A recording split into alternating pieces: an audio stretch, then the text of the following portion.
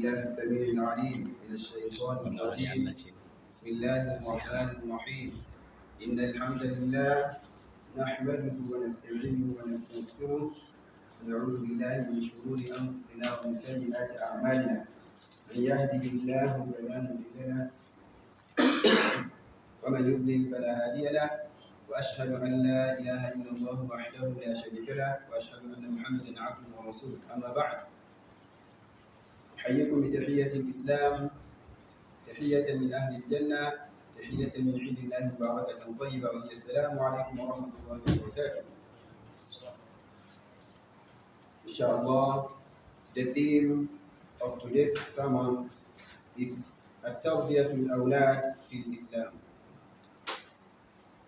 Bringing up children, raising up children, or raising children in an Islamic perspective.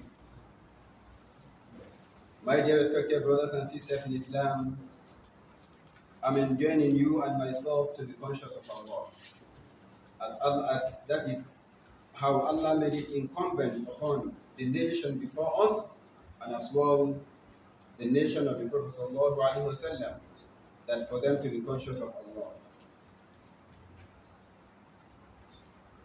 Based on the topic, raising of children in accordance to the Quran and the Sunnah of the Prophet Muhammad ﷺ, is something very, very important, because the Prophet ﷺ mentioned that ماذا كل مولود يولد على الفطرة, that every child that came to this world or that is given birth by his or her parent is given birth in the state of Islam. For that, and also is now the parent that will train them to be firm to the deen of Allah subhanahu wa ta'ala. And Allah has already made us to be the best of ummah.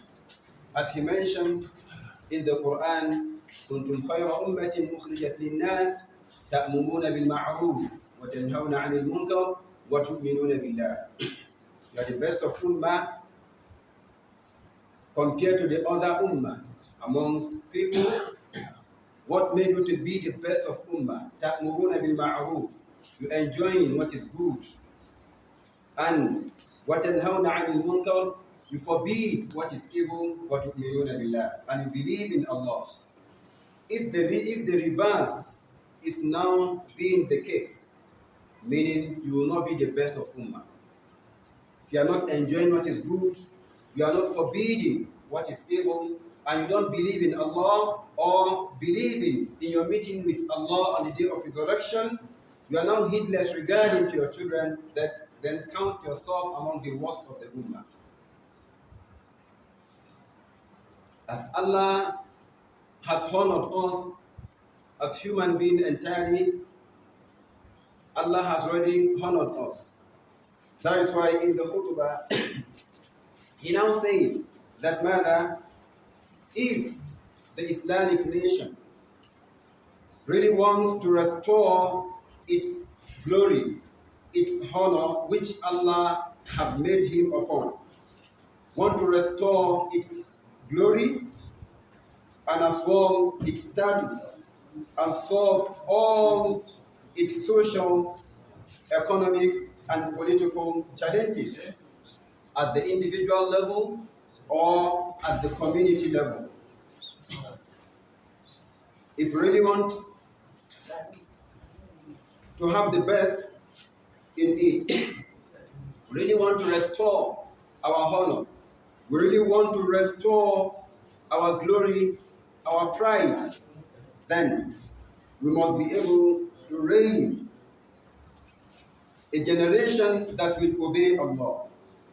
We must be able to give good upbringing to our children.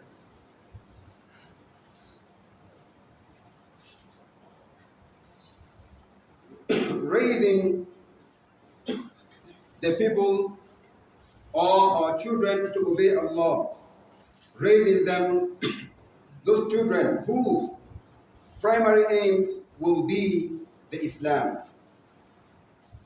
There should be, when we give them good upbringing, we now get from amongst them children that will imitate the norms and the character of Sayyidina Abu Bakr as-Siddiq, Sayyidina Umar ibn al-Khattab, Khalid ibn Walid, and the rest of the companions of the Prophet Muhammad sallallahu alaihi wasallam and other tabi'een as well. And we can never achieve these aims of restoring back our honor, our status, and as well our pride, until our parents understand that indeed these children, child, either male or female, can be your reason for the entry into Jannah, and as well can be the reason of a parent being admitted into hellfire. Yes, of course, child, if you are heedless, careless regarding giving them good upbringing, that can be the reason for your detriment. This is in accordance to the hadith of the Prophet Muhammad sallallahu alaihi wasallam. In accordance to the hadith of the Prophet Muhammad sallallahu alaihi wasallam, hadith Ma'qal bin Yasar, that the Prophet sallallahu alaihi wasallam is mentioning that ما من عبد يسترعيه الله رعيته ثم يموت يوم يموت وهو غاش لرعيته إلا وحرم الله عليه الجنة. That any servant of Allah whom Allah placed under his custody, under his responsibility, and he betrayed that trust between him and Allah, or his careless regarding what Allah placed under his responsibility, and died on the day he gave up or on the day he demised, betraying that trust, except that Allah will deprive him the entrance into Jannah. Can you see meaning? A child, or those that Allah placed on their responsibility, either a maid or any other person, provided is on their responsibility, you deprived them from the deen of Allah, the religion of Allah. You deprive them or you refuse, you are heedless regarding disciplining them to the path of Allah, except that on the day of resurrection, even if that child deserves Allah's wrath or his punishment, you as a parent will also be involved in that. Don't think your righteous hasanat alone will qualify you Jannah. Regarding to your children also, Allah is going to ask you, كُلُّكُمْ رَاعٍ وَكُلُّكُمْ مَسْئُولٌ عَنْ رَعِيَّتِهِ. All of you are shepherds, and all of you will be asked regarding to your words. لذلك, for that, my dear respected brothers and sisters in Islam, we should know that this is a responsibility which Allah made it incumbent upon us, which we must carry out, otherwise we will have no answer to give Allah when we are questioned on the day of resurrection. Likewise, the child that you have can also serve as a reason for you to be admitted into Jannah. By the virtue of the ayah in Surah Al-Tur, where Allah mentioned that وَالَّذِينَ آمَنُوا وَاتَّبَعَتْهُمْ ذُرِّيَّتُهُمْ بِإِيمَانٍ أَلْحَقْنَا بِهِمْ ذُرِّيَّتَهُمْ وَمَا أَلَتْنَاهُمْ مِنْ عَمَلِهِمْ مِنْ شَيْءٍ.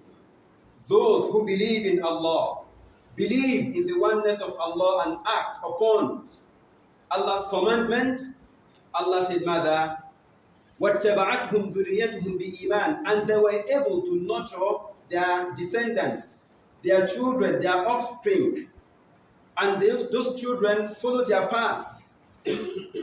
Then Allah said, أَلْحَقَنَا بِهِمْ ذُرِّيَّتَهُمْ. Allah said He's going to connect them together. Even if the both are in Jannah, both the parents and the children, or the child and the parent is in another level of Jannah, maybe in the 50th level of Jannah, and the child is in 40 level, Allah says He's going to connect them.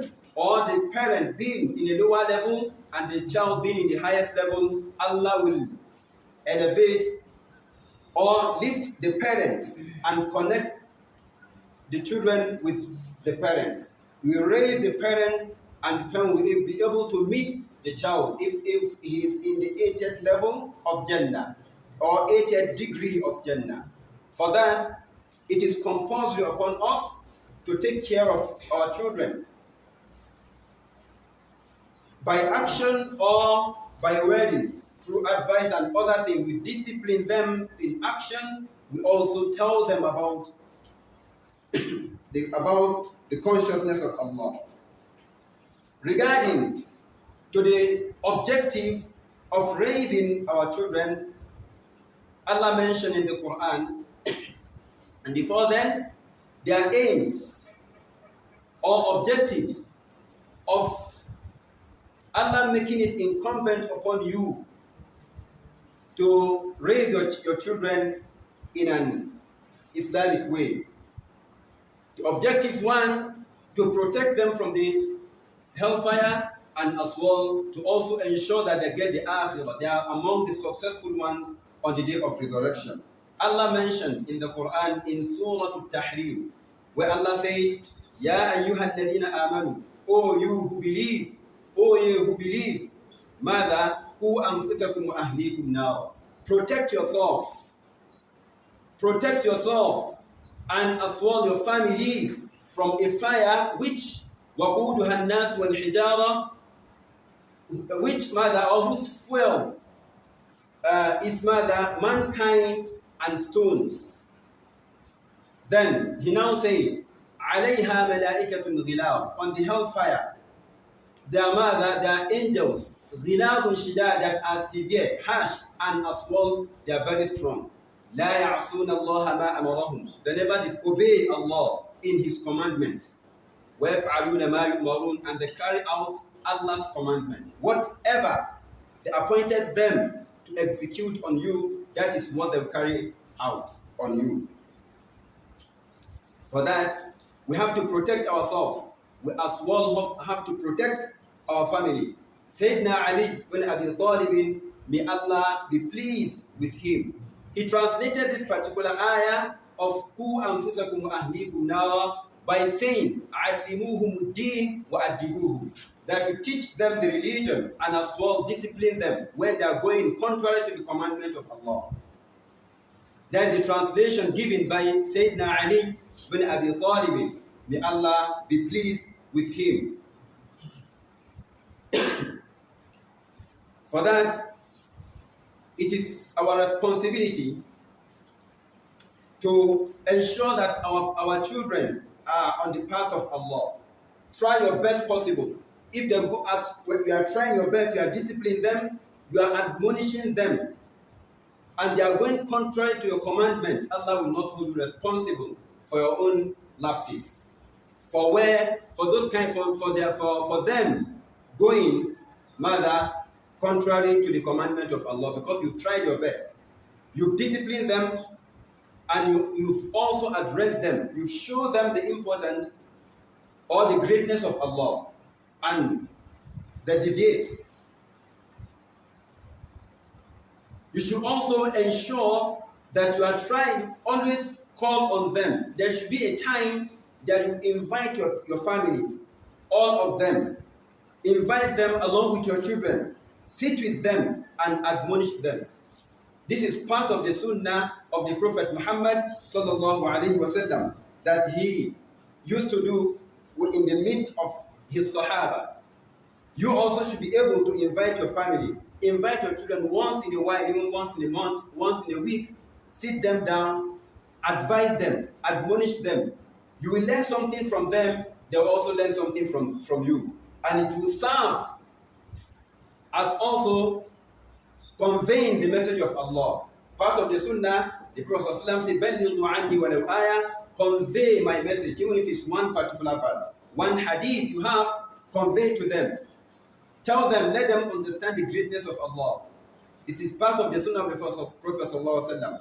When this particular ayah was revealed in Surah Al-Shu'ara, وَأَنذِرْ عَشِيرَتَكَ الْأَقْرَبِينَ, it was revealed that, oh you, the Prophet Sallallahu Alaihi Wasallam, warn your close relatives, admonish them, remind them what happened.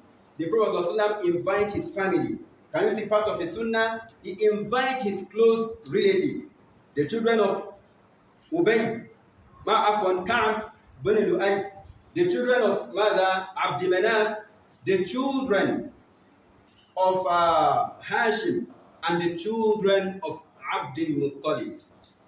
He invited them in an hadith narrated by Abi Hurairah, الذي أخرجه الشيخان. He invited them and said that, ماذا يا بني عبد مناف يا بني كعب بن لؤي أنقذوا أنفسكم من النار يا بني هاشم أنقذوا أنفسكم من النار يا بني عبد المطلب أنقذوا أنفسكم من النار. He invited his close relatives and told them to protect themselves from murder, from hellfire. Protect yourselves from hellfire. He will call on this particular family. You will warn them. You will call on this family. You will warn them. You will call on that family. He will warn them.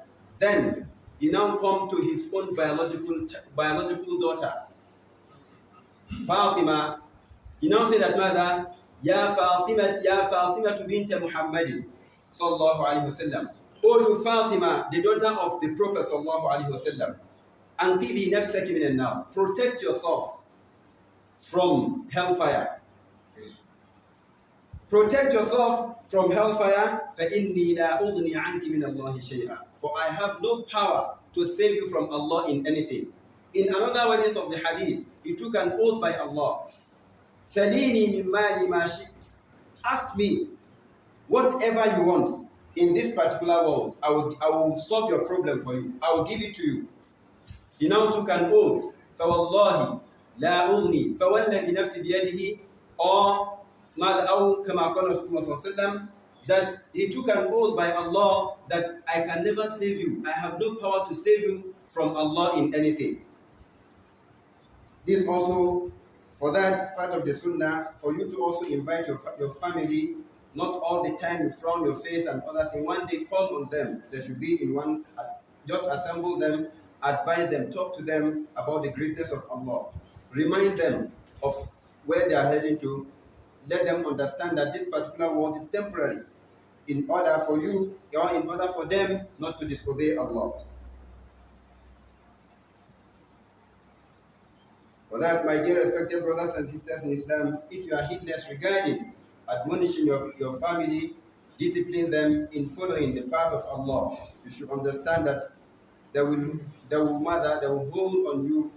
It will be your responsibility, and Allah is going to ask you about it. It is as if your daughter clings onto you, holding you very tightly on the day of resurrection, on the land of gathering, screaming that, and she or he will be mentioning, Rabbah, oh my Lord, my parents, they didn't command me to dress decently. They didn't command me to do righteous action. They didn't discipline me in accordance to the Quran and the Sunnah of the Prophet ﷺ. Oh Allah, take my right from them. Oh Allah, hold them responsible for my carelessness. Likewise, your child, your son, will also do that also. For that, it is incumbent upon us, my dear respected brothers and sisters in Islam, our parents, it is legislated upon us to give our children good upbringing in accordance to the methodology of Islam.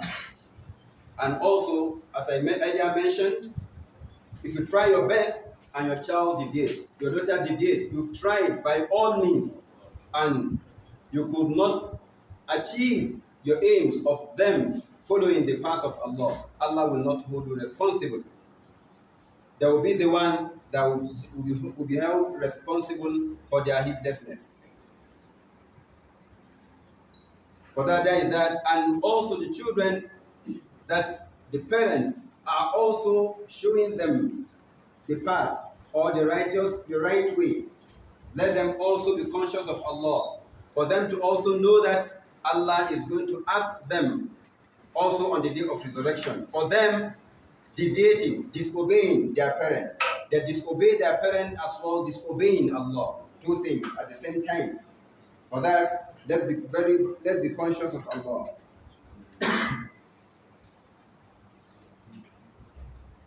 And part of good upbringing that parents can give to their children is choosing the best partner for them. Choosing the best partner for them. Or you, the male, asking a lady out for marriage. Asking a lady out for marriage, you should also know that what you are about to do is also part of part of your children also. If you marry an indisciplined girl, you should know that it will affect your home. Likewise, if you do the needful, your mother, your family will also have share of it. That is why the Prophet ﷺ is advising his ummah that mother tunkahul mar'a li arba'in, that woman is proposed for marriage for 4 reasons. You marry a lady for 4 reasons. 1, because of her beauty, her physical beauty. You can marry a lady because of her physical beauty. Likewise, you can marry her because of wealth, because you bring money home or she support you financially. It's still part of the option that Prophet Islam gives to you. You can as well marry her because of her lineage. Yes, she's a daughter of a governor, she's a daughter of Mr. President, she's a daughter of that minister, and so many. That home is that the lineage is good. Yes, you are given chance to do that. Then you can marry a lady because of her deed. Then the Prophet ﷺ now advised that you go for the one who is religious. Then you'll be among the successful ones. Yes. If now, regarding to this particular hadith, if we go into it, now, of course, marrying a lady because of her beauty, Islam gave you that free hand to do that. But as well, if a lady possesses these 4 qualities, Alhamdulillah, fabiha wa ni'mah is good. But if the lady possesses 3 qualities, and again one of them is lost, which is the religion aspect, then it's not advisable for you to go into it. That was why Prophet now said, "Mother, فَاظْفَرْ بِذَاتِ الدِّينِ." Choose the one who is religious. تَرِبَتْ يَدَاكَ. You will be among the successful ones.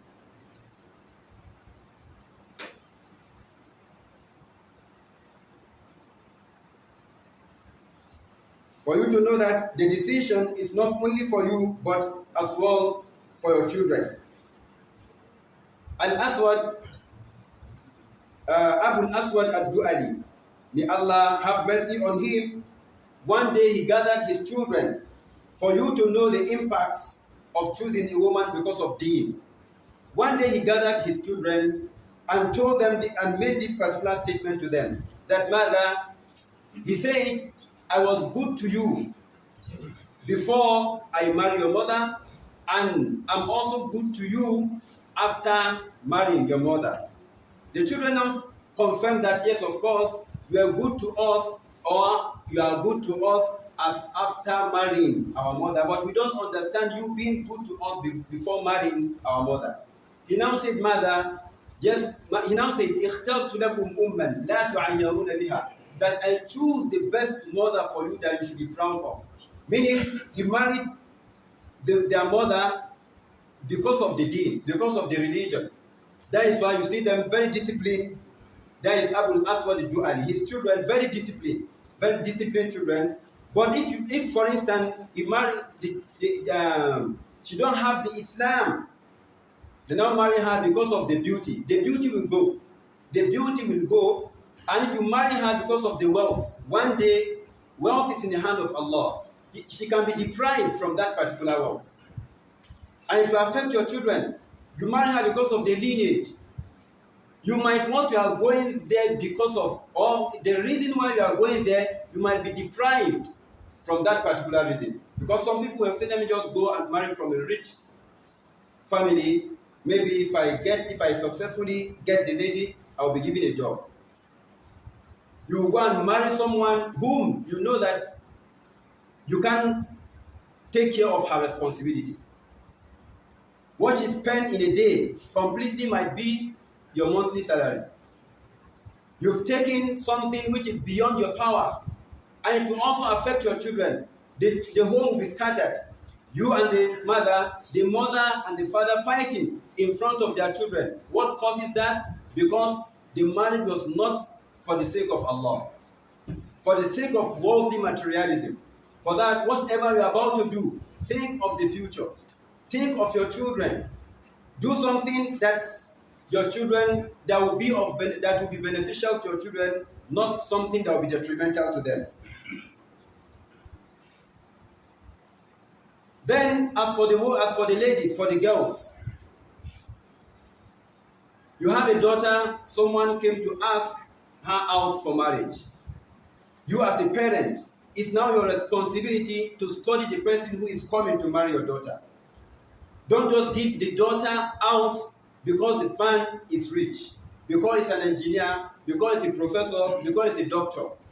Don't just give your daughter out for marriage because of that reason.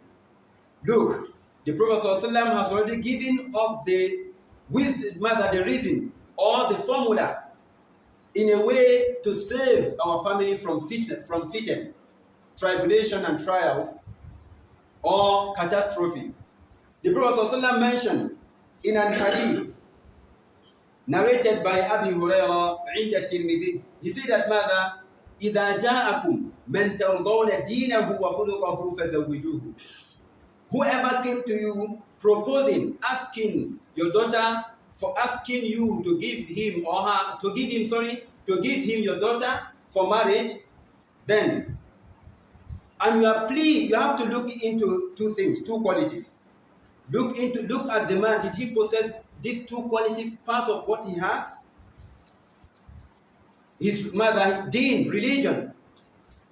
You can't give your daughter to someone who is not a Muslim. That is one. You should understand that. And not every Muslim that you give your daughter to marry. The man you are about giving your daughter to marry, is he disciplined Islamically? Did he have the Islam? Is he knowledgeable? Or you are giving it to ignorant person? You must ensure that the person is knowledgeable Islamically. Then you must be pleased with his morals. You must be pleased with his morals if he possesses these two qualities: religion aspect, and as well moral aspects. That is the character. Then the Prophet said that you give your daughter out for marriage.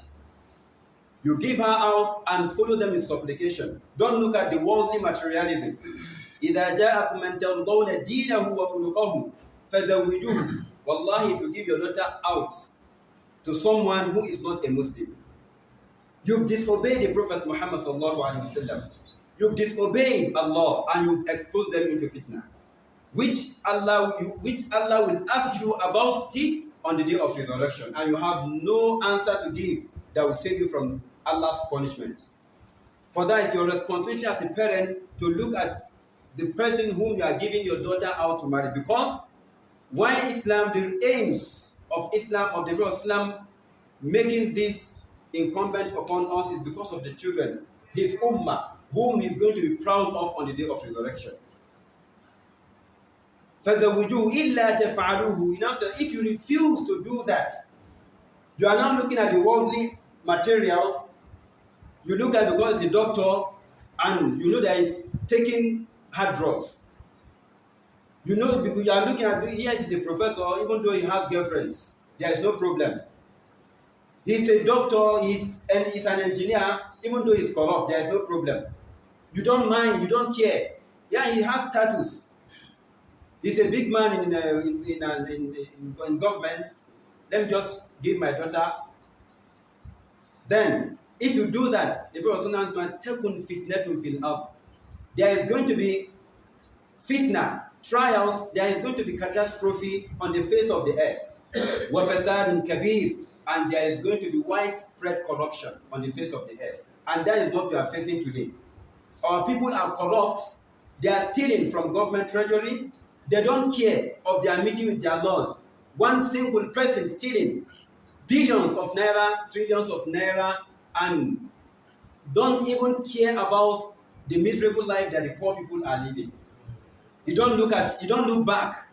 And that is what is happening today. Why? Because there is no good upbringing. Wallahi, if you have good upbringing, even a penny of haram is about entering into your wealth. You will not allow that. A penny of haram, but people don't mind. They're still making life miserable. Things, we are complaining of how things are cost now. Who are the cause of those things? Our elites. For that, we ask Allah to grant us understanding.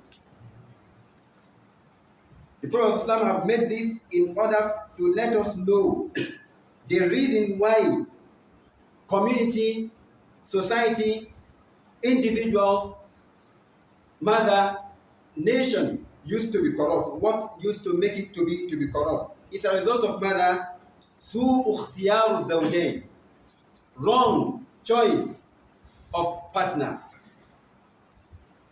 May Allah grant us understanding. I don't know if the Imam is around, please, to come and deliver his khutbah.